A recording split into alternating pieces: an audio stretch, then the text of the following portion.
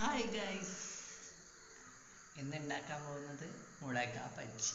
മുളക ബജ്ജി, ബജ്ജി മുളക്. ഇത് കലക്കാനുള്ള മാവ്, കലക്കിയ മാവ്. ഇങ്ങനെ എണ്ണ ചൂടാകുന്നു. മഞ്ഞളത്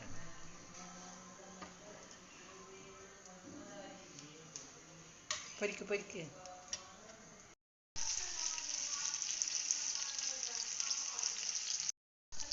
മുളക ബജ്ജി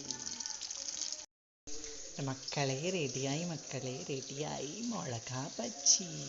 ബജ്ജി മുളക. ഹായ് ഗൈസ്, മുളക ബജ്ജി സൂപ്പറായിട്ടുണ്ട്. എൻ്റെ കർത്താവേ, എന്നിട്ട്